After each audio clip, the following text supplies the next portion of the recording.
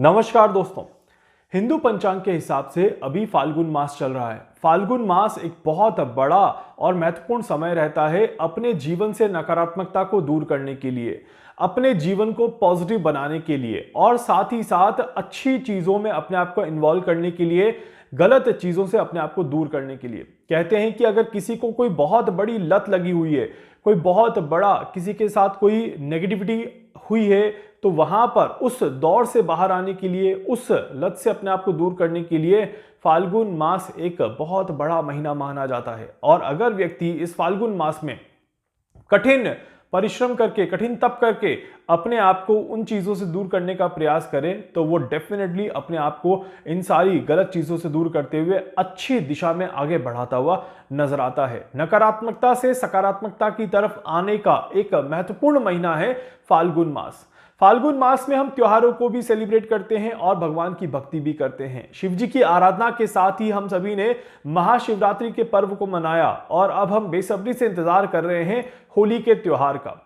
होली के त्योहार से कुछ समय पहले बहुत इंपॉर्टेंट दिन बोले जाते हैं जहां पर हमें गलती से भी गलती नहीं करनी चाहिए। हमें इन दिनों में बहुत ज्यादा सावधानी रखनी चाहिए ताकि हम किसी भी तरह की कोई नेगेटिव चीजों में ना उलझ जाएं, गलत कर्मों को ना कर लें और अपने जीवन को और ज्यादा कष्टमय ना बना दें। मैं बात कर रहा हूं होलाष्टक की।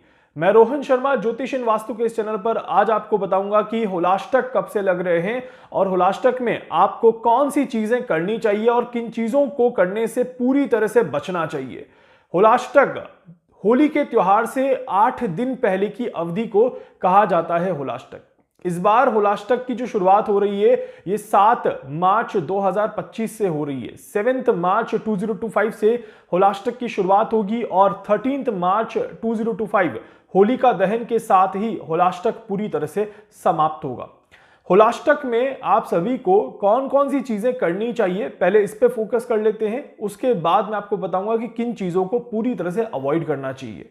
एक चीज दिमाग में बिठा लीजिएगा कि ये वो समय रहता है जहां पर डिसिप्लिन मेंटेन करके चलना, अपने आप को सकारात्मकता की तरफ ले जा करके चलना और अपने आप को हर तरह की गलत गतिविधि से बचा करके रहना बहुत ज्यादा जरूरी होता है। सबसे पहली चीज इस पूरे महीने में और खासकर होलाष्टक के उन दिनों में जो कि शुरुआत हो रही है 7 मार्च से लेकर के 13 मार्च, जब तक होलिका दहन ना हो जाए तब तक आप सभी को इन चीजों में पूरी तरह से अपने आप को इन्वॉल्व करना चाहिए। सबसे पहली चीज भगवान शिव जी की आराधना, ओम का उच्चारण, ओम नमः शिवाय का मंत्र जाप आपको रेगुलर करना ही चाहिए। इस बात का ध्यान रखिएगा, जब तक आप ओम का उच्चारण अपने मन में रखते हैं आपके आसपास का एनवायरनमेंट पॉजिटिव रहता है और किसी भी तरह की कोई नकारात्मक ऊर्जा आपके आसपास नहीं रहती। इसी के साथ साथ कहा जाता है कि हम हनुमान चालीसा का पाठ भी रेगुलर कर सकते हैं और हनुमान चालीसा के साथ ही अगर कोई व्यक्ति बहुत ज्यादा बीमार है, अगर किसी व्यक्ति की तबीयत बहुत ज्यादा खराब है या कोई व्यक्ति डिप्रेशन में, एंजाइटी में बहुत ज्यादा है, तो वो इस पर्टिकुलर समय में होलाष्टक के इन 8 दिनों में नियमित तौर पर सुबह और शाम दोनों समय हनुमान चालीसा का पाठ करे, 108 बार ओम नमः शिवाय का जाप करे और 108 बार महामृत्युंजय मंत्र का जाप करे, तो वो व्यक्ति अपने जीवन में सकारात्मकता को आते हुए जरूर देखेगा। वो व्यक्ति अपने आप को शांति महसूस करते हुए जरूर देखेगा। वो व्यक्ति जिसके मन में डर है, भय है, उसके मन से ये डर पूरी तरह से दूर होता हुआ नजर आएगा। इस वजह से ये छोटा सा उपाय आपके इस जीवन की बहुत बड़ी परेशानी को दूर कर सकता है। अगर आप नियमित तौर पर सुबह और शाम इसको अगर आप कर लेंगे तो आप खुद 8 दिन के बाद मुझे बोलेंगे कि कितना बड़ा फायदा आपको देखने को मिल रहा है। इसी के साथ साथ ये वो समय होता है जब आपको दान पुण्य करते रहना चाहिए, जरूरतमंदों की सेवा करनी चाहिए, अपनी तरफ से जितना आप कर सकते हैं करें। इसमें भी अन्न दान को सबसे बड़ा बताया गया है। तो अगर आप किसी भी व्यक्ति को, किसी भी जरूरतमंद को अन्न का दान अगर देते हैं तो समृद्धि का आपको आशीर्वाद मिलता है, समृद्धि आपके पास आती है और आपके जीवन की दरिद्रता दूर होती है।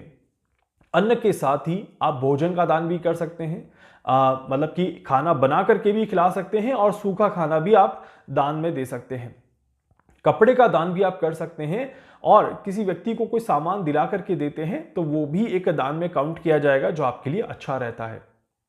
होलाष्टक में ही पितरों की आराधना करी जाती है, पितरों के लिए तर्पण भी किया जाता है और पितरों से आशीर्वाद प्राप्त करने का एक बहुत बड़ा समय माना जाता है होलाष्टक।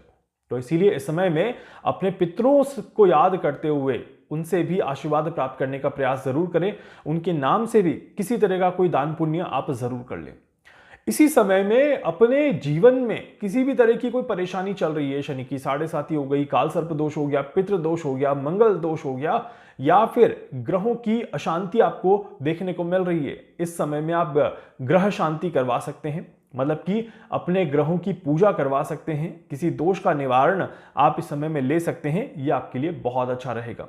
एक चीज का ध्यान रखिएगा कि होलाष्टक में मांगलिक आयोजन नहीं करे जाते, तो इसीलिए किसी भी तरह के मांगलिक आयोजनों को करने की ना सोचें, इस बात का ध्यान रखिएगा।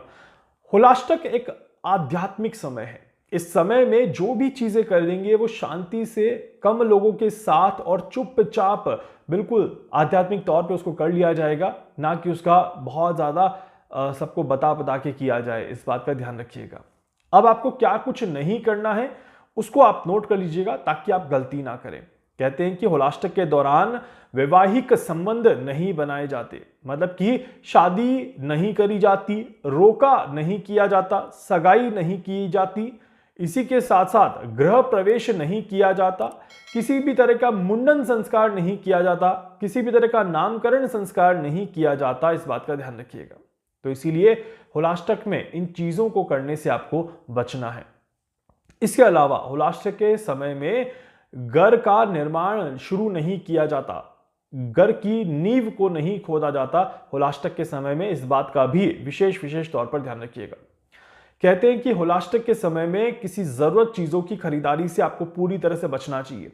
सोना खरीदना हो, चाहे चांदी खरीदनी हो, चाहे वाहन खरीदना हो, आपको होलाष्टक में किसी भी तरह की कीमती सामान, कीमती वस्तुएं, कीमती धातुएं या फिर संपत्ति को खरीदने से पूरी तरह से बचना चाहिए। यह समय अच्छा नहीं माना जाता। होलाष्टक के दौरान ही नए व्यवसाय को भी आरंभ नहीं किया जाता, इस बात का ध्यान रखिएगा। और मैं ये भी हमेशा मना करता हूं कि होलाष्टक के समय में नौकरी में किसी तरह के बदलाव भी ना लेकर के आए, ना ही किसी तरह के नए इन्वेस्टमेंट के बारे में सोचें या किसी भी तरह की रिस्क लेकर के कोई भी काम करें, क्योंकि होलाष्टक के समय में इन चीजों में आप सभी को अच्छा परिणाम नहीं मिलता। होलाष्टक के समय में आप सभी को घर के परिवार के सदस्यों के साथ मिलजुल कर रिश्तों को बना करके रखने की जरूरत होती है। यहां पर किसी भी तरह के रिश्तों में टकरार ना लेकर के आए, इस बात का विशेष तौर पर ध्यान रखिएगा। होलाष्टक के समय में आप सभी को छोटे बच्चों को खुश रखने की कोशिश करनी चाहिए और अपने आप को आध्यात्म से कनेक्ट करना चाहिए। यह आपके लिए अच्छा रहता है। कहते हैं कि होलाष्टक के समय में इन 8 दिनों में अगर आप सुबह सुबह सूर्योदय से पूर्व उठ जाएं और सूर्य के दर्शन करना शुरू करें, इससे भी आपके जीवन में नकारात्मकता दूर होती है और सकारात्मकता का संचार होता है। उम्मीद करता हूं कि इस बार का ये होलाष्टक आपके जीवन में खुशियां लेकर के आएगा और आप किसी भी तरह की इन चीजों को करके अपने आप को परेशान बिल्कुल भी नहीं करेंगे। अगर आप थोड़ा सा ध्यान रख लेंगे तो ये समय आपको और ज्यादा पॉजिटिविटी देता हुआ नजर आएगा। वीडियो को लाइक कर दीजिएगा, चैनल को सब्सक्राइब कर दीजिएगा, बेल आइकन पे जरूर से क्लिक करिएगा। कुछ पूछना चाहते हैं, जानना चाहते हैं, अपने बारे में कुछ भी समझना चाहते हैं, आप मुझसे संपर्क कर सकते हैं। मैं पूरी कोशिश करूंगा आप सभी की हर संभव मदद यहां पर कर सकूं। धन्यवाद।